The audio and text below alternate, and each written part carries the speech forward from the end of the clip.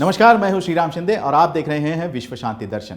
आइए देखते हैं कुछ अच्छी और सकारात्मक खबरें, लेकिन सबसे पहले एक नजर आज की सुर्खियों पर। जलयोग प्रदर्शनी को मिली सफलता, समाज माध्यमों से विधायक कार्य, एयर टैक्सी को मिली अनुमति, पूर्वी रेल का 100% विद्युतीकरण, मेक्सिको में बढ़ी मोनार्क तितलियां।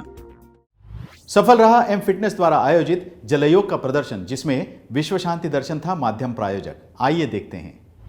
पुणे में योग विद्या के अभ्यासकों को पहली बार जलयोग का अनुभव लेने का अवसर प्राप्त हुआ। बाल गंधर्व रंग मंदिर के पास चैंपियन क्लब जलतरण सुविधा में एम फिटनेस सेंटर द्वारा जलयोग की एक दिवसीय प्रदर्शनी का आयोजन किया गया था, जिसके माध्यम प्रायोजक थे विश्व शांति दर्शन। लगभग 2 घंटे तक चले इस कार्यक्रम में योग प्रशिक्षक मनाली मगर कदम और सोनाली मोरे द्वारा सहभागियों को जलयोग की जानकारी और प्राथमिक प्रशिक्षण दिया गया। सहभागियों में छोटे बच्चे, युवा और वयस्क सभी शामिल थे। इस प्रशिक्षण को लेकर विश्व शांति से बात करते हुए सभी ने संतुष्टता जताई। Today I have attended this workshop. It's a very nice one. It's a M fitness and yoga therapy, and I found this is something different and unique. Terms being a yoga student myself, I am indeed in Anandamaya Kosha. It was amazing and I enjoyed very much.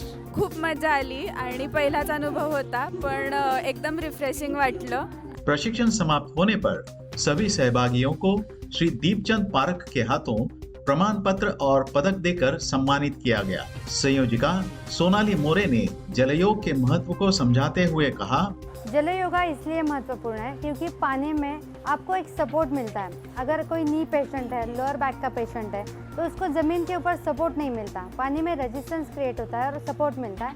उसकी वजह से आप yoga easily कर पाते हो। इसके लिए योगा जल में बहुत अच्छे से होता है।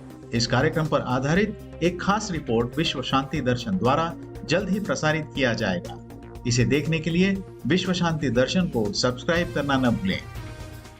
बिहार में जामुई गांव की रहने वाली सीमा के लिए समाज माध्यमों के कारण मिली सौहार्दपूर्ण सहायता। सुनते हैं यह पूरी कहानी।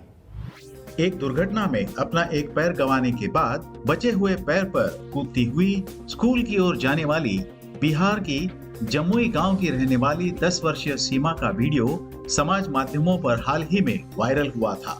सीमा की कहानी और ये दिल दहलाने वाला वीडियो समाज माध्यमों पर लाखों लोगों ने देखा और उनमें से कुछ इस लड़की की मदद करने के लिए आगे भी आए। समाज माध्यमों की ताकत के चलते आज सीमा के पास कृत्रिम अंग है और अब वह दोनों पैरों पर चलकर स्कूल जा सकती है। इसके साथ ही कुछ दाताओं ने उसके लिए तिपैया साइकिल, स्कूल बैग और पानी के बोतल का प्रबंध भी किया है। समाज माध्यमों और दाताओं से मिली इस ताकत के चलते सीमा अब अपने गांव के दूसरे बच्चों को स्कूल जाने के लिए प्रेरित करती है। संयुक्त राष्ट्र में एयर टैक्सी शुरू करने के लिए हरी झंडी दिखाई गई है। प्रत्यक्ष सेवा शुरू होने में 2 साल लगेंगे। आज से 2 साल बाद 2024 में दुनिया के प्रगत देशों में लोग एयर टैक्सी किराए पर लेकर अपने इच्छित स्थान पर पहुंच सकेंगे। ये सुविधा शुरू होने में अभी काफी देर है, लेकिन इसकी शुरुआत हो चुकी है। संयुक्त राष्ट्र स्थित जॉबी एविएशन इनकॉर्पोरेशन को फेडरल एविएशन एडमिनिस्ट्रेशन से एक प्रमाण पत्र प्राप्त हुआ है, जो उन्हें एक पारंपरिक हवाई जहाज के साथ व्यावसायिक रूप से एयर टैक्सी संचालन शुरू करने की अनुमति देता है। ये प्रमाणन आवश्यक मंजूरी देता है और एक महत्वपूर्ण मील का पत्थर है, लेकिन इस कंपनी के आगे अभी भी अतिरिक्त नियामक बाधाएं हैं, जिन्हें दूर करने के बाद ही उसके 5 सीटों वाले विमान कानूनी तौर पर यात्रियों को सेवा दे पाएंगे। पूर्वी रेलवे ने अपने नेटवर्क का 100% विद्युतीकरण पूर्ण किया है। लेते हैं ज्यादा जानकारी।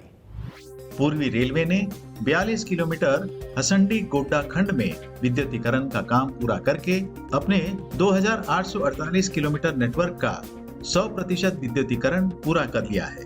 कुल विद्युतीकरण से कार्बन उत्सर्जन में उल्लेखनीय कमी आएगी और भारतीय रेलवे को 2030 तक देश के रेलवे नेटवर्क को कार्बन न्यूट्रल बनाने के अपने लक्ष्य को हासिल करने में मदद मिलेगी।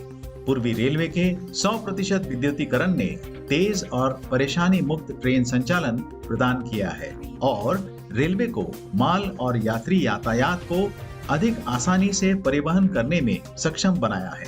इसके साथ साथ पर्यावरण अनुकूल साधन भी प्रदान किए हैं। इससे डीजल की खपत में बचत हो रही है और कार्बन फुटप्रिंट भी कम हो रही है। मेक्सिको में बढ़ रही है मोनार्क तितलियों की आबादी। पर्यावरण के लिए ये एक आशा की किरण है। गंभीर रूप से लुप्तप्राय मोनार्को बटरफ्लाई ने पिछले साल मेक्सिको में अपनी उपस्थिति बढ़ाई है। एक अध्ययन से पता चला है कि दशकों से चली आ रही आबादी के पतन के बावजूद इस नारंगी और काली तितलियों को बड़ी संख्या में फड़फड़ाते हुए देखा गया है। मोनार्क तितलियां कनाडा और संयुक्त राज्य अमेरिका से 2800 मील दूर मेक्सिको तक यात्रा करती हैं, जहां सर्दियों में लाखों तितलियां पेड़ों पर देखी जाती हैं। इन्हें देखने के लिए सैलानी उमड़ पड़ते हैं। पर्यावरण संगठन वर्ल्ड वाइल्ड लाइफ फंड के स्थानिक कार्यालय के नेतृत्व में किए गए अध्ययन के अनुसार पिछले सर्दियों में मैक्सिकन जंगलों में 2020 की तुलना में 35% अधिक तितलियां देखी गई हैं। इसी के साथ आज के न्यूज मैगजीन में यहीं पर रुकते हैं। देखते रहिए विश्व शांति दर्शन। धन्यवाद।